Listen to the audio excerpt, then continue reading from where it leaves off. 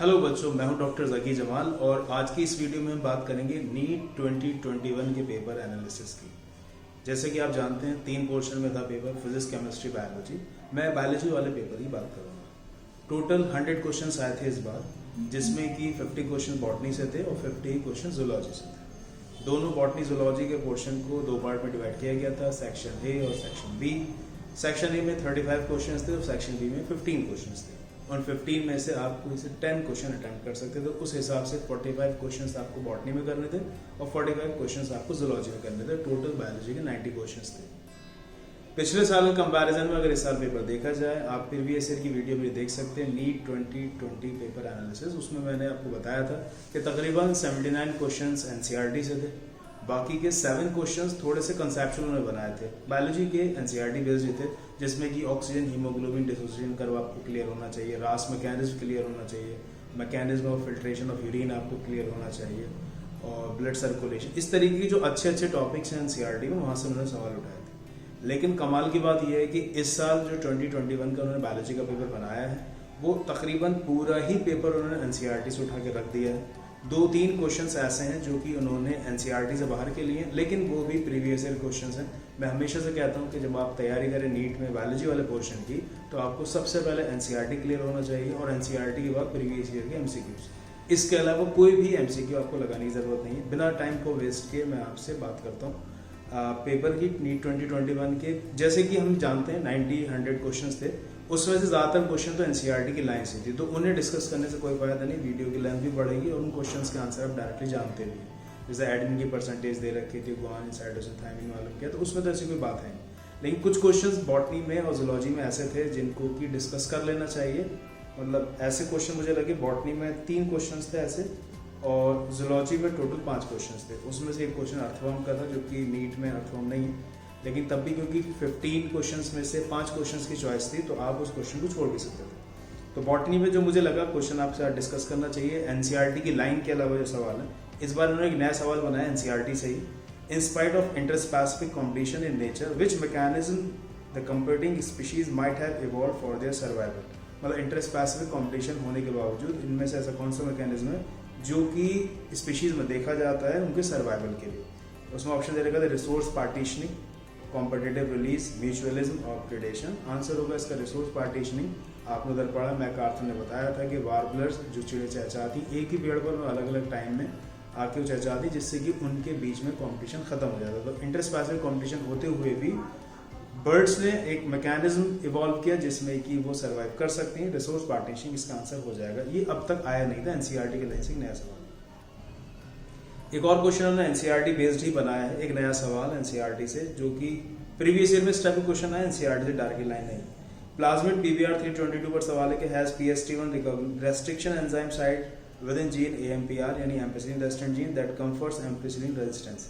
If this enzyme is used for inserting a gene for beta galactosidase production and the recombinant plasmid is inserted in an E. coli strain, तो क्या हो? सवाल simple सा ये है, PBR 322 आपने देख रखा है, उसके ऊपर 2 साइट होती, ठीक है ना, एक एम्पिसिलिन रेजिस्टेंट जीन की और एक टेट्रासाइक्लिन रेजिस्टेंट जीन की। एम्पिसिलिन रेजिस्टेंट जीन पर रेस्ट्रिक्शन साइट मौजूद है, उसमें एक साइट का नाम दे रखा PST1, है ना, एक PV1 होता है।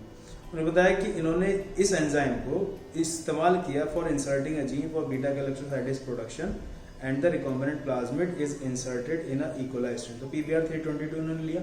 PBR 322 में जो एम्पिसिलिन रेजिस्टेंट AMPR वाली जो जगह थी, उसमें PST1 एंजाइम को इस्तेमाल करके वहाँ कट लगाया PBR 322 में, और इसमें बीटा गैलेक्टोसाइडेज वाले एंजाइम को इंसर्ट कर दिया, यानी कि यहाँ पे बात हो रही है ज़ाइड जीन की। तो फिर उन्होंने पूछा है क्या होगा। ऑप्शन दे रखे, it will not be able to confer ampicillin resistant to the host cell, the transformed cell will have the ability to resistant ampicillin as produce beta galactosidase, it will lead to lysis of host cell, it will be able to produce a novel protein with dual ability।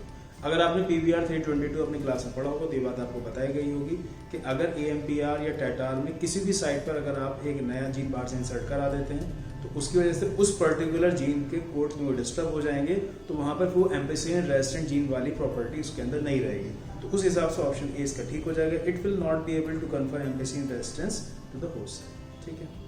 Next question था, nowadays it is possible to detect the mutated gene causing cancer by allowing radioactive probe to hybridize its complementary DNA in a clone of cells following bye it's detection using auto radiography because उन्होंने बताया कि आज के लिए possible है कि mutated gene जो कि कैंसर कॉज करते हैं उन्हें रेडियोएक्टिव प्रोब से पता लगाया जा सकता है। कैसे? Mutated gene partially appears on a photographic film, mutated gene completely and clearly appears on a photographic film, mutated gene does not appear on a photographic film as the probe has no complementarity with it, mutated gene does not appear on a photographic film as the probe has complementarity with it।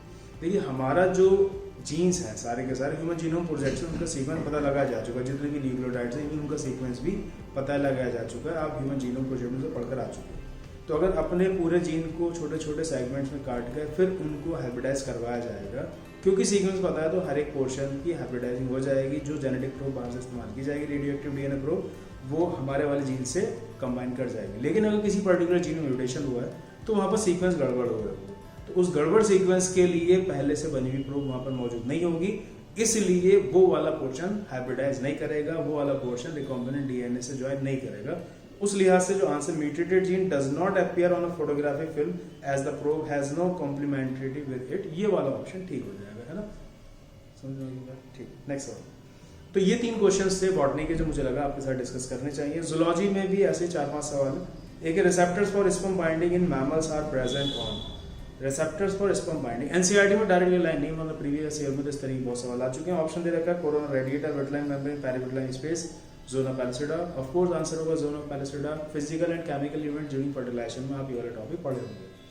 Next सवाल है for effective treatment of the disease early diagnosis and understanding its pathophysiology is very important. Which of the following molecular diagnostic technique is very useful for early detection. Early detection के लिए पूछा मैंने कौन सी technique बेहतर है, western blotting, southern blotting, ELISA technique और hybridization technique. Answer होगा एलाइजर टेक्निक। आपने जब एड्स टॉपिक पढ़ा होगा तो वहाँ पर यही आपने पढ़ा होगा कि अगर लगता है कि एड्स हो सकता है तो पहले एलाइजा ही कराया जाता है, उसके बाद फिर नेक्स्ट आई टेस्ट कराए जाते हैं, तो उस हिसाब से आंसर हो जाएगा ELISA.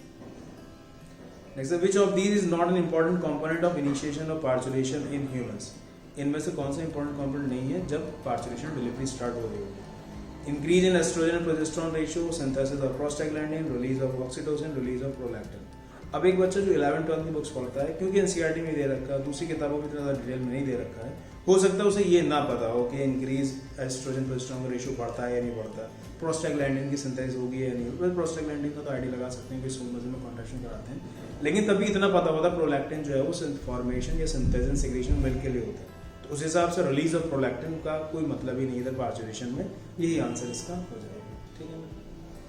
Which of the following secretes the hormone relaxin during the later phase of pregnancy? Later phase of pregnancy यानी प्रेगनेंसी के लास्ट में कौन सा इनमें से रिलैक्सिन हार्मोन निकालेगा? आपको क्लास में शुरू में बताया था, ओवरी कर्ट सेक्शन में पढ़ाया जाता है कि कॉर्पस लूटियम से 4 हार्मोन निकलते हैं, एस्ट्रोजन, प्रोजेस्टेरोन, इनिबिन, रिलैक्सिन।